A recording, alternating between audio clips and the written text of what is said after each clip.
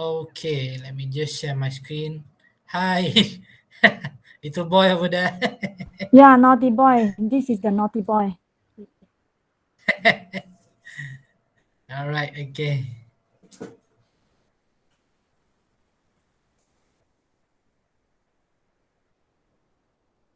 All right.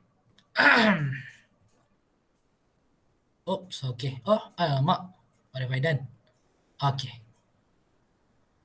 All right. So this week's topic will be a very simple topic. Actually, it's actually something that we have already practiced. Of course, everything is already practiced in our life, right? Like what I have mentioned before this. All right. Maybe in interpersonal communication as well. All right. We are just assigning names and knowing that all right, this is the right thing to do. This is not the right thing to do. All right, this is how we should do things and so on. All right, so for this week we're gonna do a topic on ethics in negotiation. All right, so when we heard about ethics, usually we know it involves some sense of morality, right, within ourselves, within our family, within our community, within our culture, and also within the people that we are always countering almost every day. All right. So maybe some normal example of being ethical is queuing while waiting to pay at the gas station, for example, taking turns when, yeah, I mean, keeping your SOPs, right? You are being ethical by keeping your SOPs, wearing masks, scanning QR code and everything. So those are some example of daily, all right, ethical representation that we have been doing all our life, all right? So this is just something to ponder, all right? When we talk about ethics in negotiation, all right, you buy a new pair of shoes on sale, of course, all right.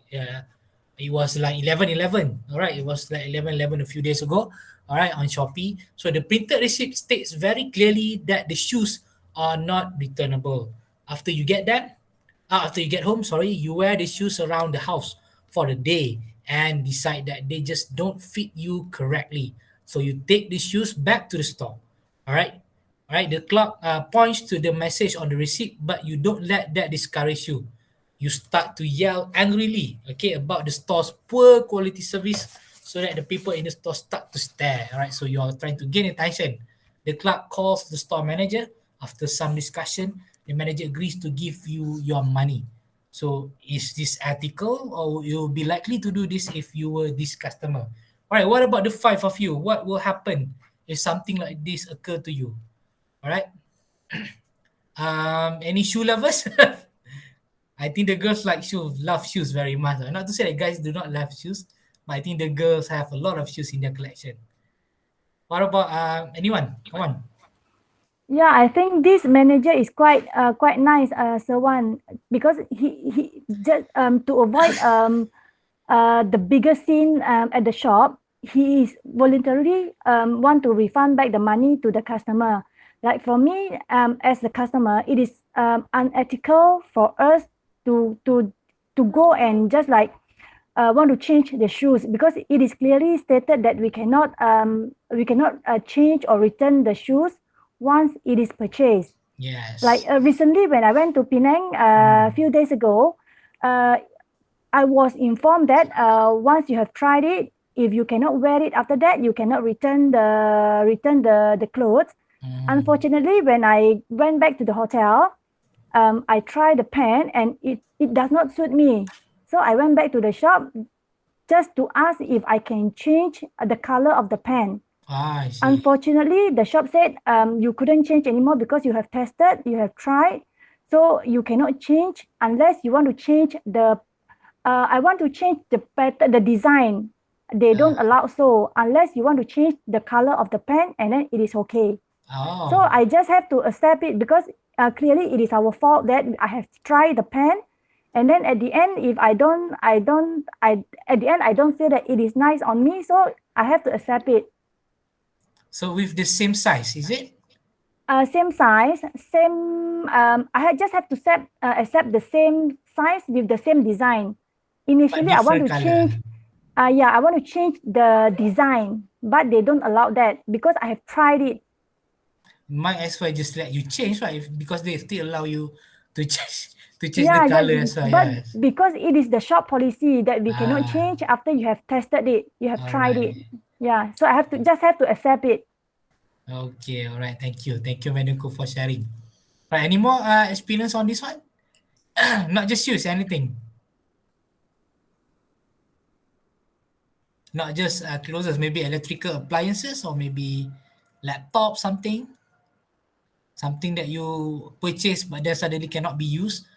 But the shop has already mentioned that once purchased, it is non-refundable. But it is non-usable as well. Would you, as a customer, reacted in a way that the customer over here reacted, or would you just accept your fate and that's it, let it be? What about you, David, as a guy? Maybe you have a more stronger opinion, for example. As a customer, it's not ethical, but as a human being, of course, we will try our best to get our stuff exchanged or that. But personally, I would say I will do this. Mhm. I will try to convince that my point is right, maybe, even though it's Yes. clearly stated. Because as a human being, we don't want to get wasted, right? Like We money. don't want to be So, on the losing side. yeah, so Yes. I think everybody will do that. If, Yes. to be honest, like Yeah, I do agree with David that sometimes the human relationship is much more important than the policy itself. Like if you can just like assist the customer because they just want to change the size, and then if Yes. you do have the size, why not you just accommodate the customer so that the customer will come back to you another day just to purchase more from you. So you get the business, the customer is happy. But because like some of the salesperson, they are very strict, they just follow the procedure. So yeah lah, we just as the customer we can't do anything. Yes. Really agree. Like before this, I purchased a pair of football shoes. Then I did ask if the size doesn't fit, is it can we return the football shoes for another I mean another size which suits us? And the seller told me that as long as you do not use it in any football game or you do not use it to walk on any football pitch, then yeah, you can return the football shoes. So something that we can just comply, right? So there's a win-win what you call that, win-win situation, distributive, right? Distributive sorry, In- what you call that, Integrative, so one. integrative, sorry, Yes. integrative bargaining happening over there, sorry. Distributive It's is the more of win-lose situation, right? I think it's depend on the store. So one, Yes. like if you go to H&M, they allow you to change the product within 7 days from the purchase date. But certain shop they don't allow that. If you go when you go to Padini, when they have the sales going on, when you want to purchase something like the offer product, they when you want to pay, they already mentioned it to you. If you cannot wear this, you cannot change anymore. They say something like that. Just to remind you that you cannot change, you cannot return the product. Yeah, especially But during COVID. yeah, but certain shop they allow you to do that. All right. Thank you for sharing, Madam Ko and David. All right, let's move on. All right, so of course, in defining ethics, all right, it is a broadly applied social standards for what is right or wrong in a particular situation or a process for setting those standards. So we know that there are some standards that we need to follow. There are some, I'm not going to say rules, just social standards, all right, that is commonly used and also commonly acceptable in certain situations. For example, when we are in the case of purchasing pants, for example, if they say this cannot be returned, then you have to comply. But then still, sometimes if it is unusable, for example, ethical appliances, all right, they must make some amendments to that particular standards as well. All right, and ethics help us to define the nature of the world in which we live and prescribe rules for living together. It is more of unwritten rules, right? Something that we know, right? Something that we know that nowadays, because of the pandemic and everything, we know that we have to keep distance for at least 1 meter. We know that we have to wear masks. We know that we have to avoid contact. We know that we have to avoid crowded places and things like that, right? And then the hard work of ethics in practice is actually trying to figure out, all right, ethical philosophy differ from one another, right? You want to decide which approaches are personally preferable and try to apply them to real world situation at hand. Okay. Sorry. Right, so these are some of the ethical standards for strategies and tactics in negotiation. All right, we have four of them. Number one is end result ethics. All right, whereby you choose a course of action on the basis of results. All right, for example, I expect to achieve. All right, for example, greatest return on investment. I expect to achieve a profit. I expect to achieve more than you do in this particular transaction. So this is more of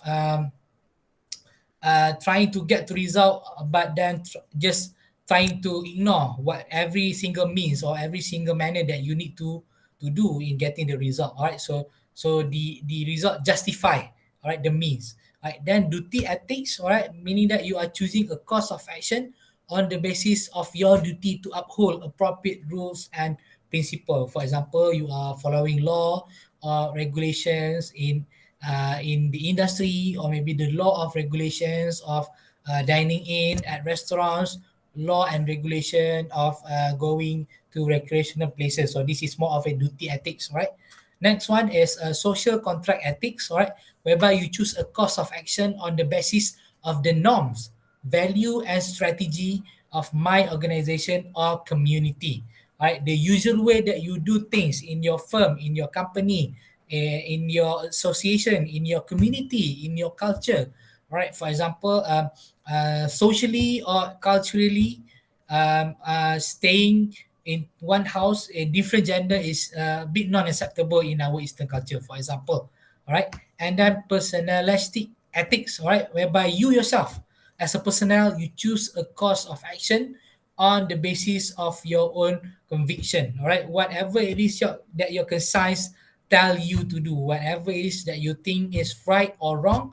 All right, it depends on your stand, the standards that you are following, and also the standpoint. All right, the particular ethical standards that you are holding to. That if you think that what you call that, wearing mask is very unacceptable, for example, then that is your own personal choice. If you think that you need to uphold that to that particular rules, then it is your personal choice to uphold to wearing mask in the public. All right. What about ethics? All right, versus prudence versus practicality and also legality. All right. So ethics here will be in question along with also prudence. All right. Prudent means that you need to act. All right. Acting with or showing care. All right, and thought for the future. All right. You are showing that you are care. All right. You are acting in a way that showing that you are care. All right. And also, what about practicality of the ethics? And also, what about the question of legality? All right. In this particular case, you need to know what is actually ethical. All right. Appropriate as determined by some standard of moral conduct. We know that. All right. This is a special norm. All right. This is a norm that all of us know. All right. This is acceptable by ethics. All right. What is prudent? All right.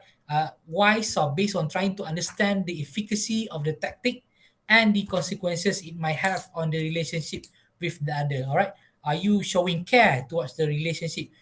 When you show ethics, all right, is it gonna affect, all right, the relationship or the care, all right, towards the what you call it, the process of negotiation that you are having, or is it more of getting the results, or is it more of you, all right, winning that particular negotiation, or is it more of that particular person winning that particular negotiation, all right?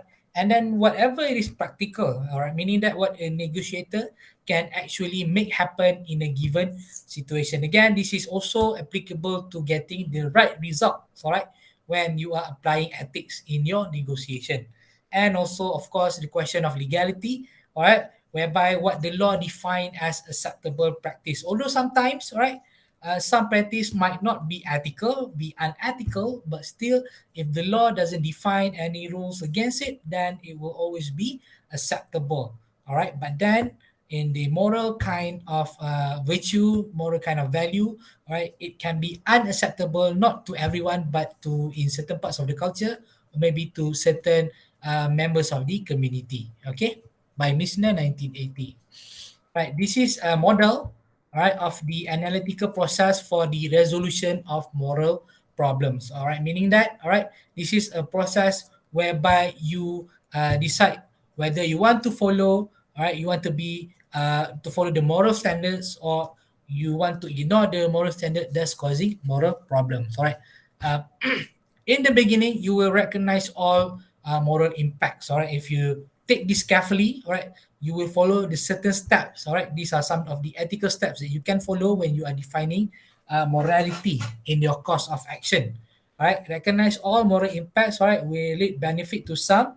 All right. Will it cause harm to others? All right.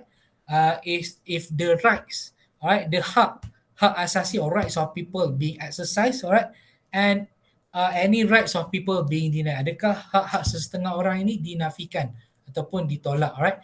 And then you understand all of the moral standards. What will happen if you do this? What will happen if you ignore this particular cause of morality?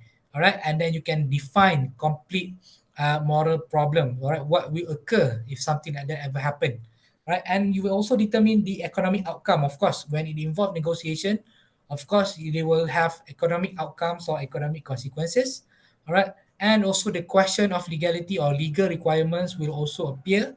And after that, you will also have to evaluate, right, the ethical duties that you should follow in this particular process.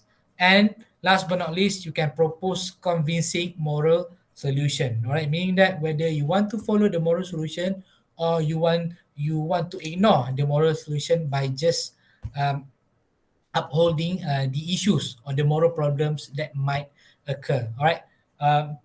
Take the simplest case that we have just discussed just now, when the shops has already mentioned that all item purchased are cannot be refunded. All right, cannot be refunded or cannot be returned to the shops. Okay. Sometimes, all right, we think that the shops is being immoral, for example, because of course, as a customer, you have all the rights. All right, you have all the rights to choose or to get the best thing out of the products that you are buying. All right, but sometimes considering our situation nowadays, right, because of the pandemic and COVID-19 and everything, all right, they are trying to avoid, all right, the same thing being used by multiple people, multiple customers. So there's a question of morality happening over there, whether they should uphold the rights of the customer or whether they should protect, right, the safety of the customers, right? But it will all come back to their concern about their customers. Okay, all right. Again, these are the explanation on the 4 approaches to ethical reasoning. All right, we have the end result ethics. All right, the definition. All right, and the major proponent, the people who are proposing end result ethics. All right, central tenets here means that the principle or the belief of end result ethics. All right, you can read this on your own later on. All right, I'm just going to read you one sentence from this. All right, for example, one must consider all likely consequences. All right, in the end result ethics, all right, you will be considering all the consequences that you will be facing. But the main thing over here is just for you to get the results. All right, so the consequences that matter the most is just the results. All right, so actions are more right if they promote more happiness, but more wrong if they produce unhappiness. But still, there are some major concerns, all right, in the end result ethics, whereby how does one define happiness, pleasure, or utility? This one will be very subjective.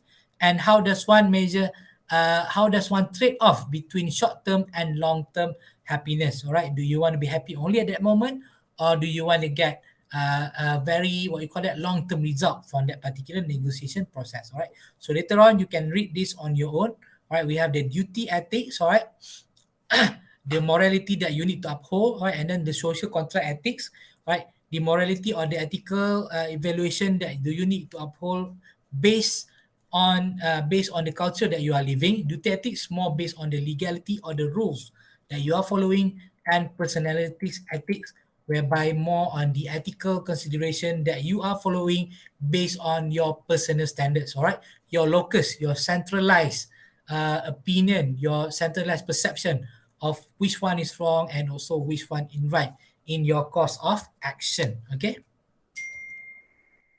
Right. There are few particular terms, all right, being applied in end result ethics and also duty ethics. All right, because most of the time there are terminology in this book that you might need to follow and also understand. So I have pointed out. All right, I have pointed out the terminology in these slides. All right, so don't worry. All right, everything that I have shown you in the slides are all extracted from the original text, and whatever it is that I have told you, I have teach you, and I have explained to you, will be. I mean, not everything will be tested, but your exam, your assignment will be based on the slides given. Right? I'm not gonna get things outside of the slides. I'm not gonna construct question from sources from the internet. So whatsoever, everything will be based on the slides. So don't worry, the slides are enough to help you, right, to go through the course and also to answer questions in exam and also in your assignment. All right. So take this particular situation, all right, in the end result ethics kind of situation, a pharmaceutical company is convinced as a result of early tests that it has developed a dramatic new miracle drug that will cure some form of cancer.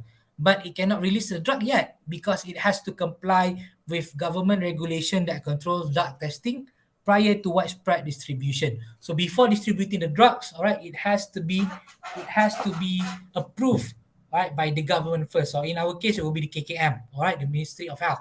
Okay, and thousands of lives may be lost because before the government approved the drug. So is it unethical to keep the drug off the market while the regulatory testing goes on? All right, while we are waiting for the test, waiting for approval and something like that, many others are suffering, all right, from cancer, and many of them are actually because of this kind of long process, all right. So a lot of death have been caused because we cannot distribute or we cannot release the drug yet, all right. So there are two understanding for this kind of situation. Number one is the consequentialism, all right, consequentialism, which is a view that the moral worth of a particular action should be judged on the basis of the consequences it produces. So whatever course of morality that you are choosing and you are following, it must be on the basis, all right, of the impact that it will cause. All right, for consequentialism, they believe that, okay, the effects or the impact or the consequences is much more important. So in this particular case, releasing the drug is much more important, right, than getting approval from government. All right. The second thought on this one is the thought that we call utilitarianism. All right, sorry, utilitarianism, whereby it is a way to maximize virtue. All right, if you want to maximize virtue, all right, you need to maximize the best consequences for the largest number of people. Right, meaning that you need to consider, all right, you need to consider for the greater good. Whatever it is good for the public, whatever is good for the people, whatever it is good, all right, for the whole world, all right, just do it. All right, even though it doesn't have any KKM, even though it doesn't have any government approval or things, not scientifically approved, not clinically tested, as long as, all right, the effect will be there, we know that the effect will be good for those having cancer, then just release the drugs. Okay. All right, and then for duty ethics, all right, whereby you are following rules, okay, a strong proponent, all right, or the one proposing duty ethics, all right, in the 18th century is a philosopher called Immanuel Kant, all right, Immanuel Kant. So he promoted the term deontology, all right, derived from the Greek word for obligation, all right, your obligation towards something, all right. Deontologists argue that the ethical merits of an action should be linked more to the intention of the actor than to the outcome of the act. All right. So it depends on your personal choice. All right. Whatever ethical choices that you are having, whatever the consequences that you know you will be facing, it is solely based on your personal choice, right? Rather than the outcome. If you think that this is the right thing to do, then just do it. All right. A person should choose to act in ways that he or she would want everyone else to act. All right. If faced with the same situation and circumstances. Going back to the drug cancer situation, if you think that this is the best thing to do, all right, if you think that regardless of the outcome, all right, regardless of the approval and things like that, but because you know that this is the right thing to do, your conscience tell you that this is the right thing to do, then you are a deontologist, all right. You think that your duty, all right, is much more important. The duty of releasing the drugs is much more important, all right, than what the impact might cause. Okay. All right. We're going to jump into the ambiguous tactic itself, all right, or we call it as the ethically ambiguous tactics. All All right. So the term here is it's mostly all about the truth. All right. Meaning that, all right, you are telling the truth, but there will be some kind of deception happening. All right. A bit of a white lie, a bit of a, a small deception which you think will not cause harm. All right. That is why we call it as it is mostly all about the truth, not total truth, but mostly all about the truth. All right. So most of the ethical issues that arise in negotiation are concerned with standards of truth telling. All right. Most of the time in negotiation, all right, the ethical consideration or the ethical issues that aside is more of whether you are telling the truth or not. All right. How honest are you in disclosing a negotiator? All right. Disclosing, sorry, this is typo. Disclosing a negotiation. All right. Or how honest a negotiator should be. All right. So most of the attention in negotiator ethics has been lying and deception. All right. Most of the time, all right, when we are involved in negotiation, which is a bit unethical, all right, we will practice a bit of lying and also some deception in the transaction. Okay. All right. So these are the categories of marginally ethical negotiation tactics, or mostly, all right, mostly tactics which are considered as what you call that, a bit deceptive. All right. All right. We have the traditional competitive bargaining, whereby you are not disclosing your walkway, right, making an inflated opening offer. All right, meaning that you are making an offer which is quite dishonest. All right, maybe you start off your offer with a very high price. All right, and then when your customer is making asking to okay, I'm gonna sell this to you for 100, all right, but then the price is actually like maybe 60, just 60, and then when the person asks you, can you reduce the price a bit, and you just say, okay, I'm gonna give it to you for only for 80 ringgit, for example. All right, so you are not having profit for another 40 ringgit, but at least you got another 20 ringgit out of that profitable transaction. All right, emotional manipulation. Maybe you are faking your anger or fear or disappointment, all right, and you are faking your satisfaction, all right, because sometimes, all right, you are showing that you are unhappy with the transaction, so you are faking your way out, all right. Tak nak beli lah, tak apalah, I pergi kedai sebelah lah, for example, but actually you are actually trying to get. So bear in mind that being unethical doesn't only apply in the case of a buying and selling transaction. It doesn't only apply to the seller, but it also apply to you as the customer or the buyer as well. All right. And then misinterpretation, all right, distorting information on negotiation events in describing them to others. You are not telling your customer that the used car that you are selling have problems, for example. All right. Misinterpretation to opponent's network. You are corrupting your opponent's reputation with his or her peers. Jangan belilah kedai sebelah, tak sedap lah kedai sebelah, last week basi lah, for example. All right, and then inappropriate information gathering. All right, of course, bribery, infiltration of information, spying. Right, you are getting information in a way which is very unethical. All right, backdoor kind of getting information. All right, and then of course bluffing, insincere threats or promises. All right, for example, you say that if you don't buy this, right, this is the last stock. All right, this is that stock. Kalau those who are buying, for example, items which are very limited, they're gonna always tell you that this is a dead stock item. There's no more coming out. All right, this is the final product. All right, for example, Honda Jazz, no more, not gonna come out anymore. All right, but then suddenly next year, Honda gonna produce a new brand new Jazz. All right, so this is more of a bluffing. Okay. All right, deception by omission versus commission.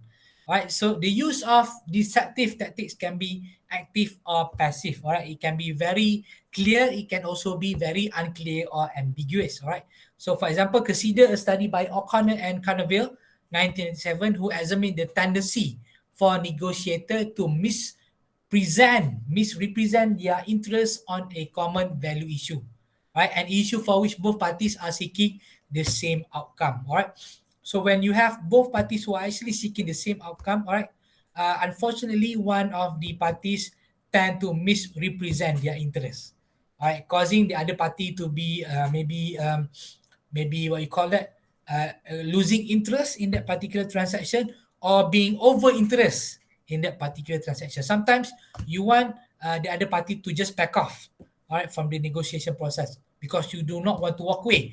But then sometimes you want the party to be attached to that negotiation process to the extent that whatever it is that you are saying, whatever it is that you are agreeing, the other party will also follow you.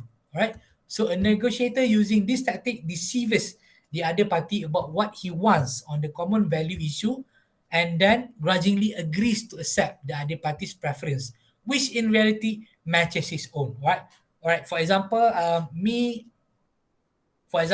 and also David, all right, we want to go and watch football, right? Because we are still deciding whether to watch Man United or Liverpool, right? But actually, I like both clubs, right? But I tend to make David think that I hated Liverpool so much, all right, that I don't want to go, and then he has to negotiate with me, all right, so that I can go with him to watch football. But actually, if I go to Liverpool game, it is also okay for me because it is still football, and I do love Mohamed Salah, for example.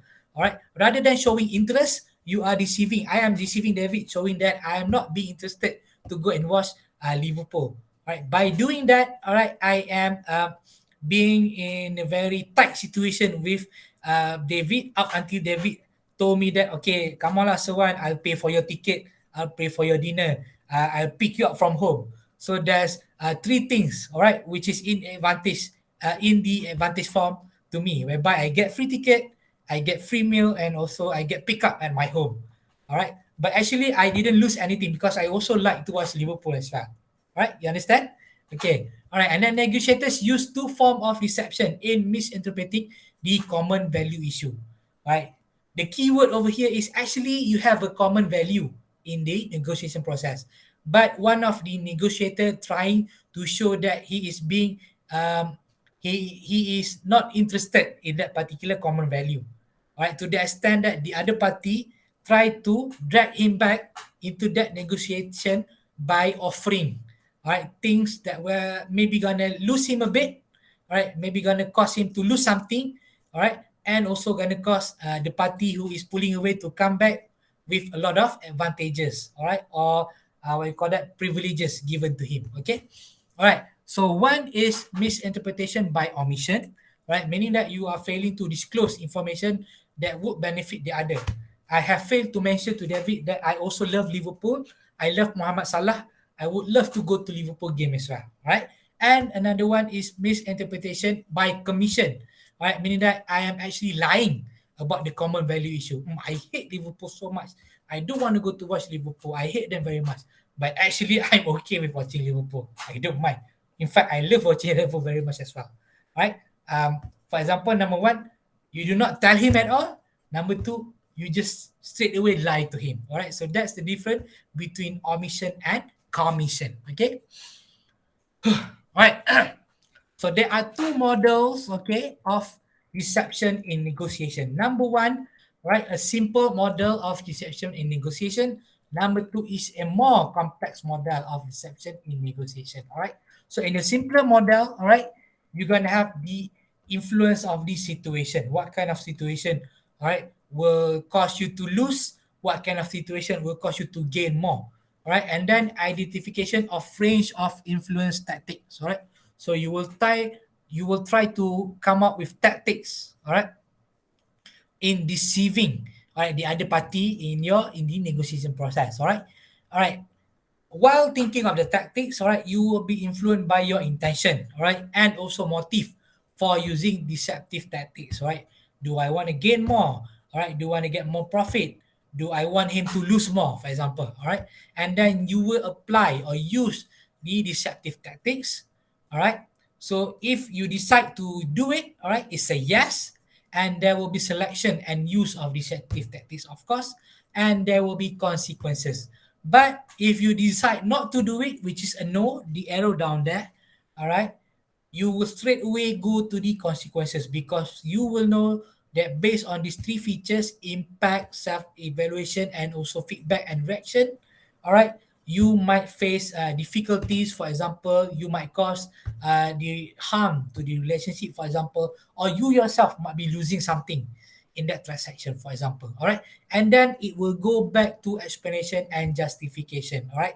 When consequences happen, all right, maybe you will have to explain yourself back, right, to your friend or to the other party that you are negotiating with. But if you do not deceive, all right, and you decided not to go for deception, all right, and then you know the consequences, you will again explain to yourself and justify to yourself that this is something that you shouldn't do, right, shouldn't have been done, all right. Why does it go back to identification of range and influence tactics, all right, over here? Okay, because from your experience you already know the tactics of deception, you already know the consequences, and you already know how to explain and justify yourself, right? So back at the first place, all right, you can already identify the range of tactics that you can use, all right, you don't have to bother about the situation anymore, all right. If you go to a more complex model over here, all right, okay, again you're going to have the situation you will identify, but this time around, all right, there will be a few features that you need to consider, right, before you consider your intention or motive for being deceptive, all right, untuk I'm not going to say menipu, it's more of um, giving tricks, all right, showing tricks or tricking the people, all right, to be in a position where it is much more, what you call it, profitable to you, all right.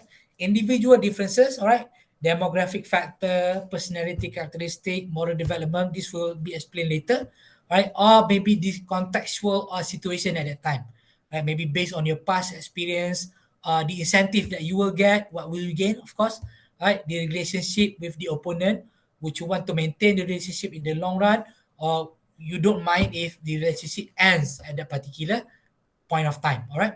And then again go back to this particular, to the lower bottom of the model, all right, if yes, you'll be selecting, if no, you will go straight with the consequences, all right, and then you will have to explain and also justify yourself, especially when you get caught, if you perform the deception to the other party that you are negotiating, all right. Again, bear in mind, all right, deception does not only apply to the one that is selling, it is also apply to the one who is buying as well, all right. It's a two-way kind of process, okay.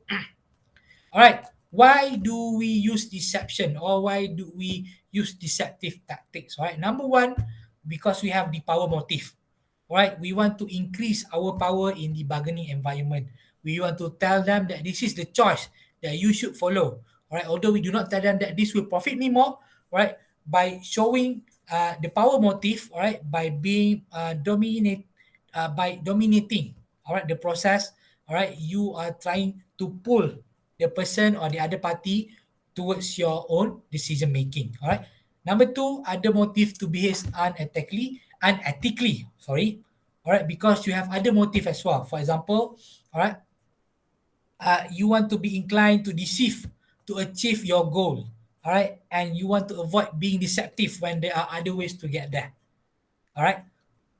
In a simpler words, all right, I don't want to be lied first, so I will be lying first, all right. I know that you will lie to me, or I feel that you will lie to me, so let me do the lying first, all right, in our transaction, okay. Rather than being lied, I rather lie to you, okay.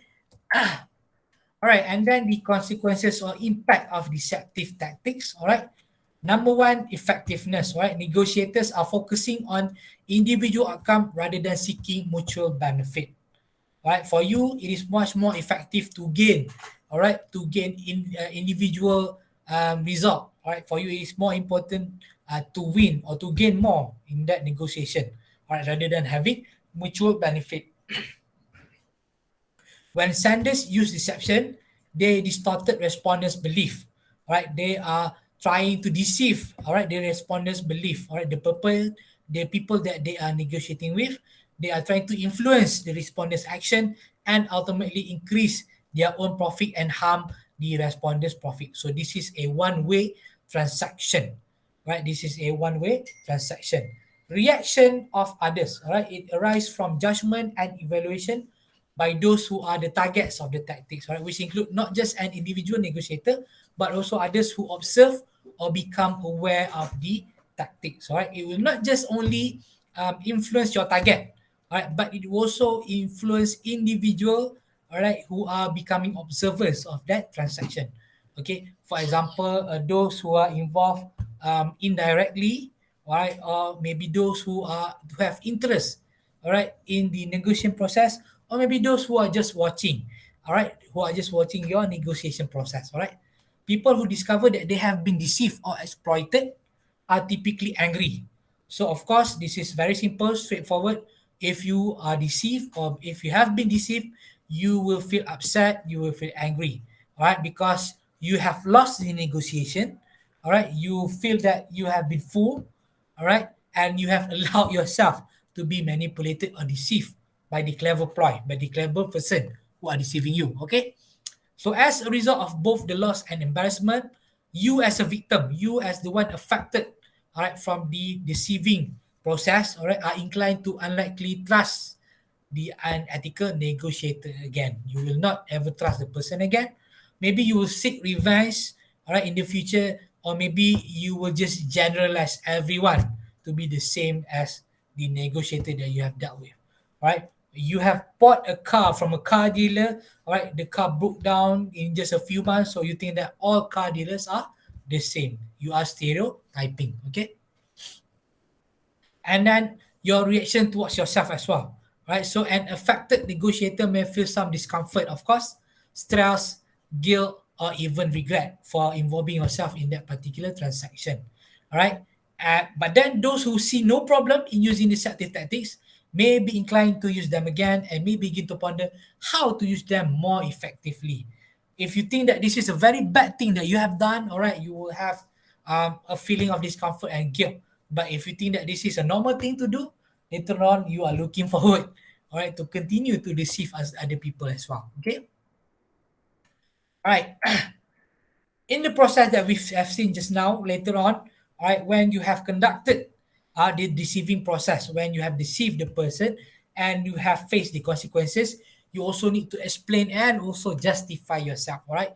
So when a negotiator has used an ethically ambiguous tactic, they may elicit a reaction. You are being ambiguous, all right, in your ethical selection, all right? Negotiator must prepare to defend the tactic used to the victim, all right? Not to tell that I'm what you say this I'm teaching you or telling you to use deceptive tactics, but it is more on how you can identify yourself as being one of the victim or yourself as being one of the perpetrator, right, in performing deceptive tactics. Because sometimes, all right, it can be a very unconsciously you have deceived other person in order to get your personal gain, for example. All right, okay.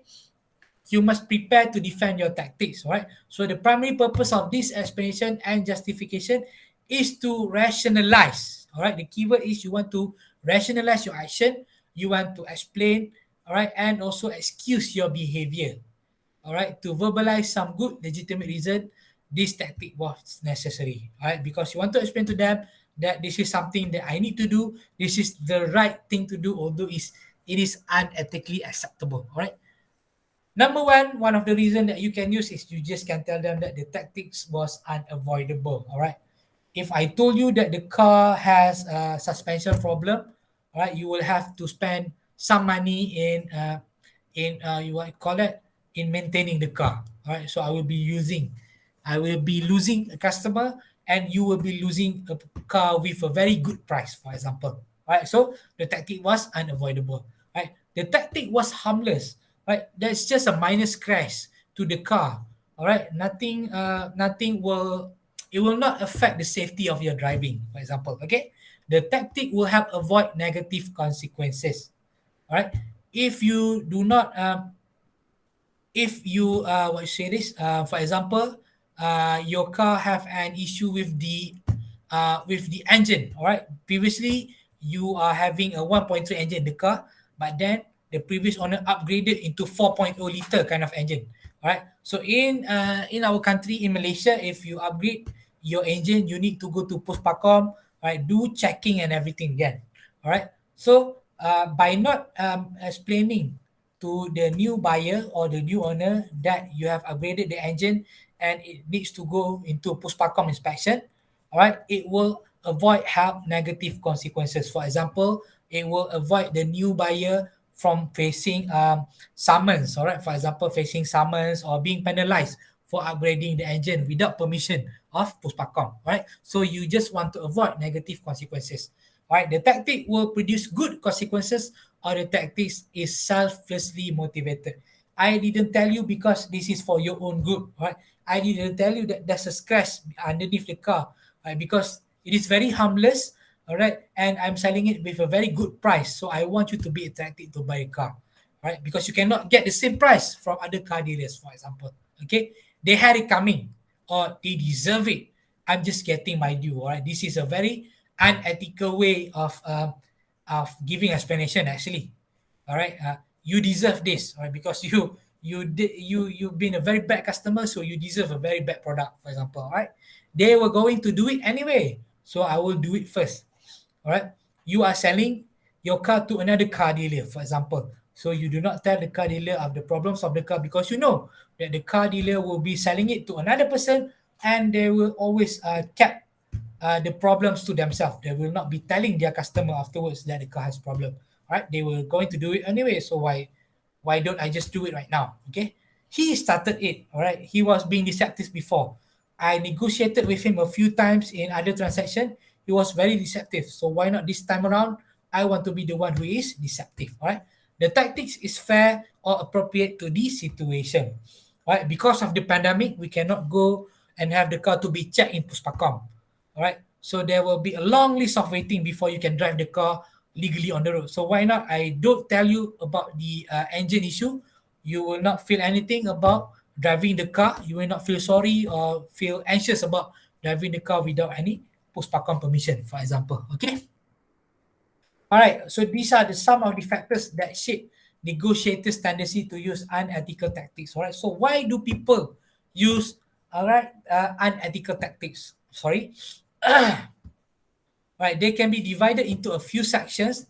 All right, the first section is based on the background and demographic characteristic of the negotiators. All right, from their background, all right, we can know that they are differentiated based on sex or gender. All right, so some studies have shown that women tend to make more ethically rigorous judgment than men.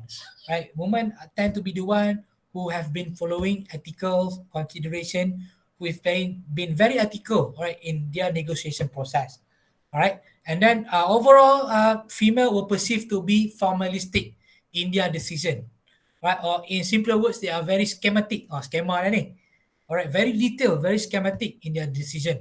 Right. They pay more attention to rules or principles than actual outcomes of the situation. All right. In contrast, male actors or male negotiators were perceived to be more of a end result oriented. Right. They give greater attention to outcomes in the form of net social good rather than rely on rules or principles. All right. So in previous research, all right, male negotiators tend to put more importance on the results of the negotiation rather than on the means of getting to the negotiation. All right. And female negotiators are lied to more than male negotiators. Unfortunately, right, the victims of deception or being lied from other negotiators are mostly female, all right, rather than male negotiators. And unsurprisingly, all right, we are not just talking about, surprisingly, we are not just talking about the transaction of buying and selling, all right. For example, a lot of professionals, all right, like lecturers, teachers, officers, all right, they are the one who get deceived the most. For example, Macau scam or love scam or things like that, all right. Okay, this is how the gender differentiate, right? The background and demographic characteristic of negotiators, right? Next one is the age and also experience, and of course, both men and women they will behave more ethically as they age. As the time goes by, they learn from experience, all right? Maybe they have been deceived before, it will never happen again, all right? And then professional orientation, all right? Okay, this is a typo. Orientation, not orientation. Sorry. Orientation. Okay, thank you. Orientation. Okay, whereby, all right, most professionals are perceived to be much more hard to be deceived, but sometimes there are also cases of professionals being deceived in negotiation process. For example, if they think that they are financially structured, they don't have issues in money. Whatever it is offers that are being shown to them, they will just accept that without considering, all right, other choices that may have also profit them as well. All right. And then nationality and also culture. All right, people in a more individualistic culture, for example, the United States, the Westerners were more likely to use deception for personal gain than people in a more collectivist culture. For example, in our Asian culture. All right, so sometimes, all right, those who are more individualistic, they are more thinking of the gain, all right, the profit that they will get individually, all right, rather than thinking the outcome of the greater good, all right. And then negotiators were more likely to endorse the use of ethically ambiguous tactics, all right. So most of them would approve ethically ambiguous tactic, all right. This is quite confusing actually, all right, because of the word ethical be in front of the word ambiguous, but actually, right, they are being a little bit ethical, right? That's why the word ambiguous occurs over there, right? When negotiating with someone from another country than with someone from the same country. For example, you are not from Kelantan, for example, and then you go to Pasar Siti Khatijah, how much is this, auntie? 40 ria, 40 ria. And then another Kelantanese came by, Mek ni berapa, Mek? 20 ria aja, 20 ria aja. Right, so they will tend to be more, they will tend to be more ethically ambiguous towards those who are not belonging to the same culture or nationality. Okay, all right. And then there are also factors from the perspective of personality differences. All right, of course, being competitive versus being cooperative. All right, do you want to compete for the best profit that you can get, or do you want to gain mutual profit, or you want to gain uh, mutual consensus in that particular negotiation process? All right, and of course, empathy or understanding, and also perspective taking. Do you think this is the right thing to do personally? For you, this is something that you can just avoid. All right, what's more important is the thing that you can gain from this particular process. All right, and of course, not of course, and the Machiavellianism. All right, Machiavellianism. Okay, Machiavellianism occurs to indicate to us that human nature, right? In terms of human nature, the best way to handle people is to tell them what they want to hear, or is it hard to get ahead without cutting corners here and there? Right. So the best thing to do when you want to cater human nature is just to tell them whatever it is that you want to hear. Right, meaning that you must tell them only the good things. All right, avoid telling them the bad things. Okay, individuals who are high in Machiavellianism are more willing and able to con artists. All right, are more likely and able to be a con artist. Sorry.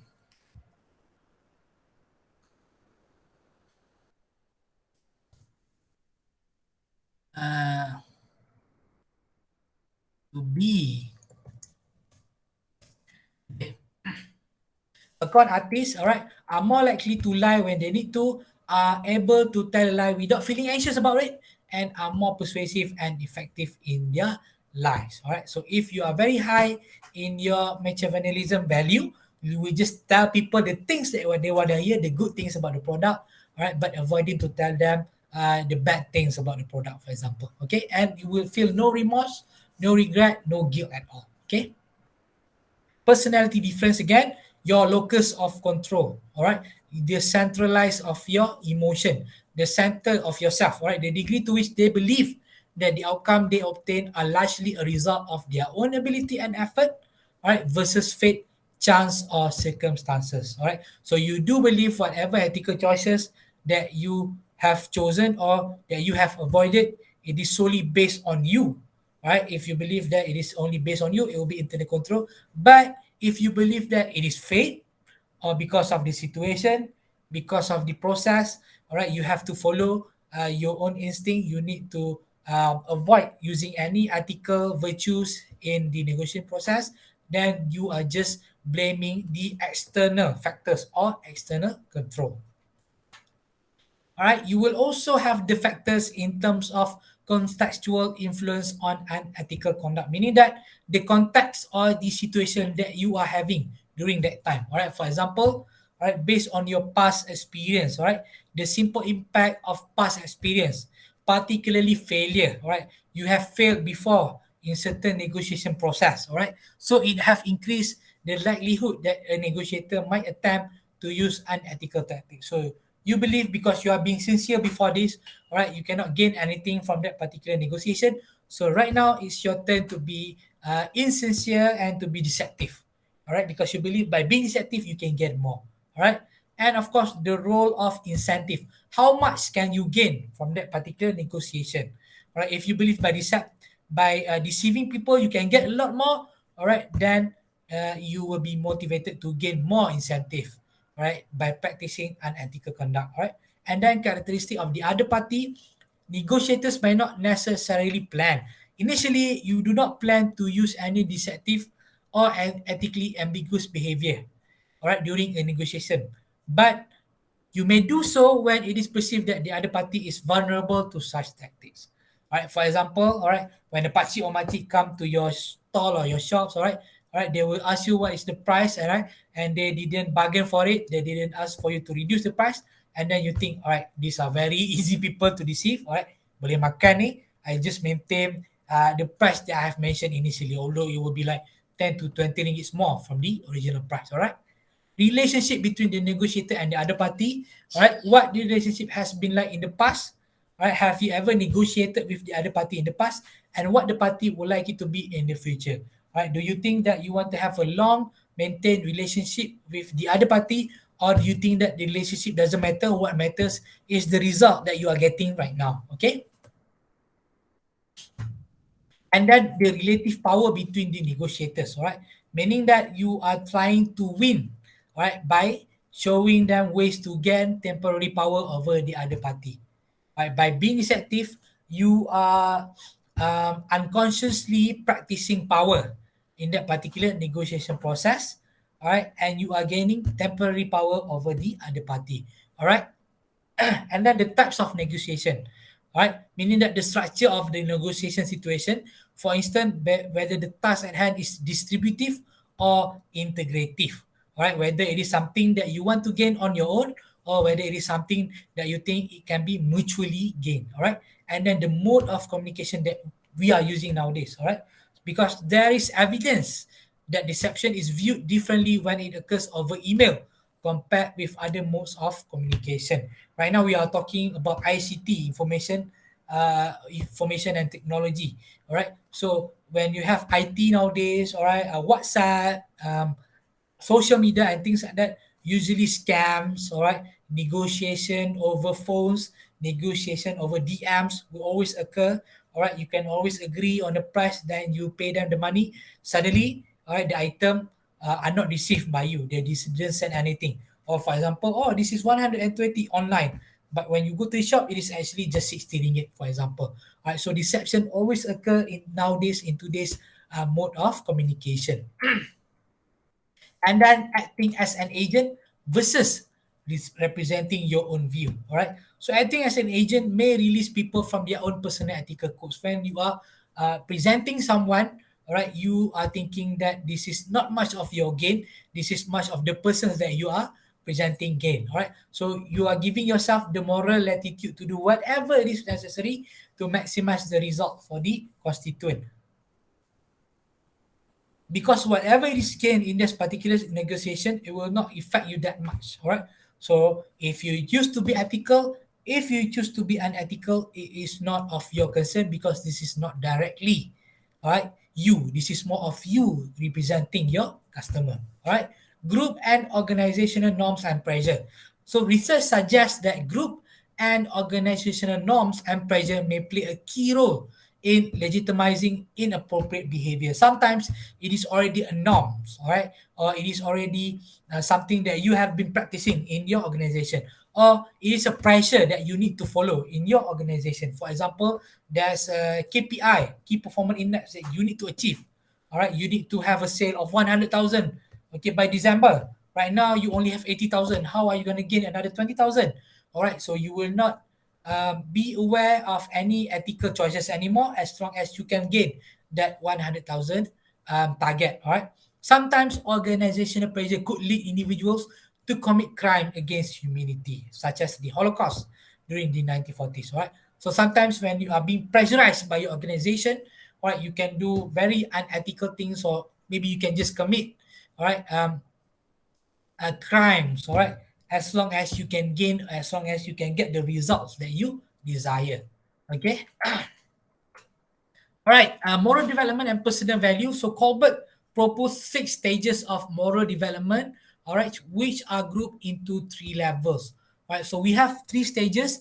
In every 3 stages, there are 2 levels. All right, number one is a pre-conventional level, stage 1 and stage 2. All right, if you are practicing pre-conventional level, all right, you are more concerned with concrete outcomes that meet his or her own immediate needs, particularly external rewards or even punishment. All right, what concerns you the most is just the outcome. All right, and then if you are practicing a conventional level, which is the middle part, stage 3 and stage 4, individual define what is right on the basis of what his or her immediate social situation and peer group endorses, or what society in general seems to want. All right, so a conventional level here indicates that you are more of following the norms, following the culture, following whatever it is being endorsed by your society or your organization. Or a post-conventional level, all right, stage 5 and stage 6, all right, individual define what is right on the basis of some broader set of universal value and principles. This one will be very general, this one will be very universal. Whatever it is right, whatever it is better for the greater good, you will follow that particular guideline. Okay. So number one, all right, more of result oriented. Number two, more of organization or culture oriented. Number three, more of personal value and also universal oriented. Okay. All right. So how will you deal, all right, with people or other parties who are using deception? How do you counter them? All right. How do you counter this kind of people? All right. Number one, you ask more probing question. Keep on asking question. All right. Keep on asking question. For example, if you ask the person, all right, does the car have any problems? Yeah, it got a bit of issue in terms of the suspension, but nothing much. It's very normal for a 5-year-old car. Can you explain more what kind of problems? It feels a bit hard when you go into bumpy road. Can we have a test ride? Because I really need to know how it feels. Ask more probing questions, all right, so that the person will not, I mean, maybe his intention is not to lie, but more of not to reveal details, all right, for you, the future customer or future negotiators, all right. Phrase question in different ways, all right. For example, how is the heating system? And then the seller will reply, it was fine, all right. You can alternatively, all right, ask him, all right, when was the last time the heating system was inspected and what was the result? And then the seller will just reply, it was 10 years back, but it's still fine right now. 10 years back, all right. How do you know it's fine 10 years back? How you do know? Because it was 10 years back. What about now? 10 years afterwards, all right. So phrase your question back. If you think or if you know that the particular person is trying to deceive you or not disclosing much more details, all right. Force the other party to lie or back off, all right. If the seller of a piece of property, for example, mention to other interested buyers and applies there are other offer, ask a question about other offer in a clear way. All right, so try to force the negotiator, all right, to just reveal who are the buyers, what are the offers that they are giving you. All right, can I have their contact number? Can I ask them what are the offers? All right, so that this particular person will simply back off, all right, from lying to you, or you yourself can just simply back off from that particular unhealthy negotiation. All right, test the other party, all right, meaning that you ask question to which you already know the answer. All right, if the answer you get is evasive or deceptive, you have learned something important about the other party and his or her trustworthiness. Right, for example, you already know that Dunlop tires cost you 250.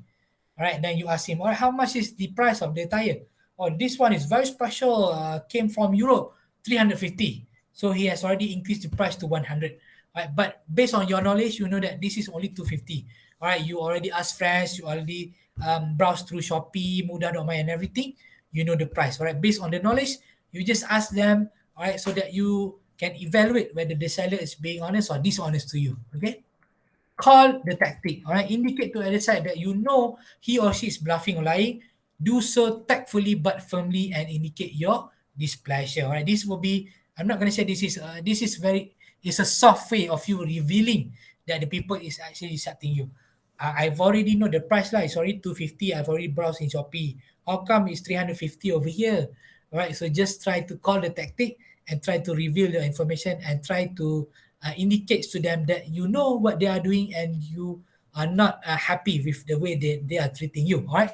Ignore the tactic. All right. Some may lie or bluff out of an expectation that is what they should be doing. All right. Because that is part of the ritual or dance of negotiation rather than out of a sinister sense of ethics or morality. For example, when you are buying a house, all right, so the value maybe the real estate owner will tell you that this is the best house that we have in Kota Baru, right? The latest one, Jotun chart, all right, all the downlight are latest from Japan and everything. But actually, you know that this is just a local model can be bought at Georace or something. All right. So just ignore the tactic because you know it is not much of harming you. It is not causing you much. It will not causing you. It will not cause you any trouble, right? Because it is just a way of selling. All right. So just play along, all right, and just agree, all right, to the tactic. All right. Discuss what you see and offer to help the other party shift to more honest behavior. All right. For example, he was indicating that okay, if you want, I can sell you the car for 5,000 ringgit because it has sport rims, CD players, all right, shark fin antenna, all right. But then because you know that the shark fin antenna is not working, the sport rim is very outdated, the CD player cannot put USB into it. So you just say that, all right, how about we cut the price another 5,000 and I give you back your sport rim. I use my own sport rim. I'll give you back your CD player. I'm going to buy a new one and I give you back your shark fin antenna because I prefer the longer one. All right, so propose, all right, a more how you say this, propose a more sincere and also honest offer so that both of you can gain mutually, all right, and respond in kind. All right, if the other party bluff, you bluff more. All right, this is something that is not recommended actually, all right, because this course of action, because it simply escalate the destructive behavior. But if she or he recognizes that you are lying too, she may also realize that the tactic is unlikely to work. All right, meaning that you were just playing along. All right, he said, this is Japanese made. Oh, I know this is not Japanese made. This is Taiwanese made. I've been to a lot of shops. I have brothers working in workshop. I have friends working in Taiwan. Just bluff your way through. All right, play along so that you know this person know that. All right, you also are bluffing or you are someone that you cannot be bluffed or cannot be lied or cannot be deceived in this particular negotiation. Okay. All right, so these are some of the ways that you can use to detect deception. All right, and you can read through this on your own later on because there's a lot over here, 3 pages of them. Okay, Alhamdulillah, sorry. Intimidation, all right. You will force the other to admit he is using deception by intimidating them, all right, to tell the truth, all right. Futility portrayal emphasize that futility and impending danger associated with continued deceit. All right. For example, the truth will come out someday. All right. Don't dig the hole deeper by trying to cover it up. Do not tell me any more lies because someday it will go back to you. All right. Discomfort and relief. So you state the maximum of confection is good for the soul. All right. You just say that, all right, you can just tell me the truth. I know this is actually just 100 ringgit. All right. This is not going to cost me 150. All right. This will be less than 100. So why don't we just go with 100? All right. Bluffing. Right. Just like what I've mentioned just now, just play along. All right. And also show that you are also a good player. All right. Gentle props, encourage the other to keep talking so that he gives you information that may help you separate true facts from deception. Keep on asking questions. Keep on encouraging him to talk. Right. Minimization, play down the significance of any deceptive act and help the other find excuses for why he or she being deceptive. All right. Contradiction. All right. Get the other to tell his story full in order to discover more information that will allow you to discover inconsistency. So keep on asking questions. Alter information, and hopefully trick the other into revealing deception. Tell them that you also have experience in cars. You also have brothers working as a car dealer. So you know this is not a very good car with this particular price. It shouldn't be sold by with 40,000. It should be sold by only 25,000, for example. A chink in the defense. Try to get the other to admit a small or partial lie about some information. Oh, I know because I've already browsed into Shopee. This is only 150, not 250. Oh, really? Oh, I think that's the latest price. Sorry, I have not updated the latest price. Oh, it should be 150. Sorry. I try to make them realize that they are actually lying and shift their attention towards showing you the honest price or honest opinion. Okay. Self disclosure, of course, reveal a number of things about yourself. Oh, sorry. Including your own part, hoping that the other will begin to trust you. All right. So disclose more. All right. So that the person will also trust you to be a very good negotiator as well. Point of deception cues. All right. Try to point out his or her behavior. All right. That have show deception. All right. Concern indicates your true concern for the other's welfare. All right. You are important to me. I want to keep this. I want to maintain our relationship as more than just customer. Right, we can be friends. All right, so why don't we just agree to something that will be much more consensus? All right, keeping the status quo. All right, and then showing direct approach. Just simply tell me the truth. All right, and the last one which is being silent. All right, so just create a verbal vacuum. We call it a verbal vacuum that makes the other uncomfortable and gets him to talk and disclose information. When he keeps on talking, all right, do not make any offer. Just stay calm. All right, show silence, show that you are not interested, so that the person will keep on telling you, disclose more information, or maybe to keep on reducing the price, the initial high price, reduce it to a more favorable price for the negotiation process. Okay. All right, done with that one. All right. Any question? All right, we have already heard from Madam Khoo and also David. All right, what about let's hear any experience of being deceived, right? Especially in buying and selling, or maybe in terms of Zahra's situation when she sells her products to customer. Have you been deceived by the customer, or maybe have you been deceived at any transaction? All right, can we start with Zahra first? Of course. Of course. Of course. Okay, okay. Many times because tak minta deposit salah satu. Salah Oh. saya lah kot. Okay. So And ada then? yang order sampai 3-4 tapi tengok-tengok MIA. Alright. And then what happened? Apa jadi dengan cookies? Cookies kan? Promote nasib baik ada yang beli. Macam tu lah. Okay. Alright. No Banyak more kali lah. Online dealing lah when you deal online, right? So sekarang memang ambil deposit ataupun full payment. Oh, okay. Alright. Thank you. What about Madam Wani?